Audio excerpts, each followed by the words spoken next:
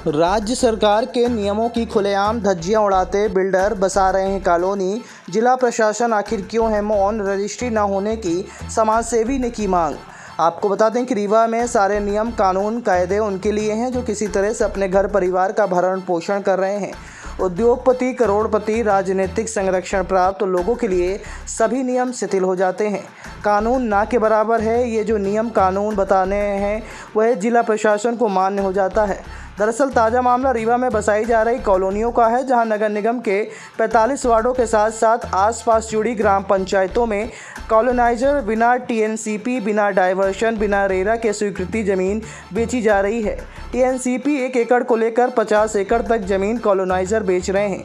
ये कॉलोनियाँ बोदाबाग, करहिया, कुठुलिया, निपनिया, करहिया, चौराहटा, जोरी, रतैरा में बेची जा रही है। हद तो यह है कि उनके द्वारा एनजीटी की बिना स्वीकृति के नदी नालों को भी बेच दिया जा रहा है और रजिस्ट्री भी धड़ल्ले से हो रही है। उक्त मामले की शिकायत अधिवक्ता बीके माला द्वारा की गई है। साथ ही मांग की गई है कि बिना टीएनसीपी, बिना डायवर्शन और बिना रेरा, बिना एनजीटी की स्वीकृति से जो भी रजिस्ट्री हो रही है उन पर रोक लगाई जाए।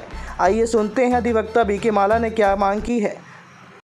रीवा जिले के अंतर्गत वार्ड नगर निगम वार्ड क्रमांक 45 वार्ड हैं और रीवा के अन्य ग्रामों जो विशेष ग्राम हैं और अनुभाग और तहसील हुजूर रीवा के अंतर्गत जो आराजियां हैं उनको लोगों ने कंपनी बना के, फर्म बना के, प्लाटिंग करके विक्रय की जा रही है जो बिना टीएनसीपी के हैं।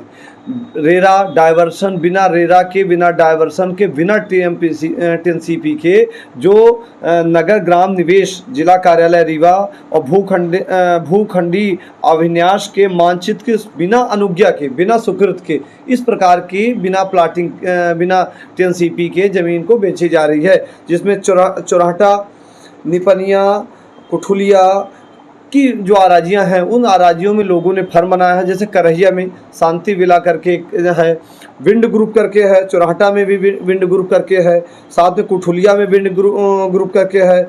इसी प्रकार बोदाबाग के एरिया में है। तो ये कंपनियां वहाँ पर बना के बड़े स्तर में प्लाटिंग कर रही हैं। 1 एकड़ नहीं बल्कि कई एकड़ में प्लाटिंग कर रही हैं जो भू आवासीय भूखंड के संबंध में इनके द्वारा बिना टीएनसीपी के, बिना राजस्व अनुमति के, किसी प्रकार के अनुविभागीय अधिकारी, तहसील हुजूर से किसी प्रकार के एनओसी प्राप्त नहीं है और बिना एनओसी के, बिना मानचित्र के, बिना टीएनसीपी के, बिना रेरा के, बिना डायवर्सन के ज़मीनें बिक रही हैं। तो रीवा में विकास कैसे हो रहा?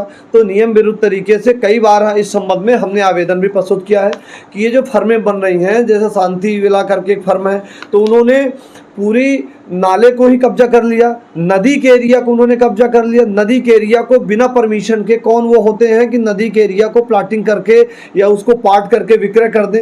तो पहले यदि कोई टीएनसीपी कराएगा, टीएनसीपी से अनुज्ञा प्राप्त होगी, तो जब टीएनसीपी की अनुज्ञा प्राप्त हो उसमें पार्क, नदी एरिया जो भी होगा, नाला या कि अन्य जो कार्य क्षेत्र होंगे, जो भूखंड बनाने के संबंध में जो रेगुलेशन शासन के टीएनसीपी के बनाए गए उसको फुलफिल करना होगा।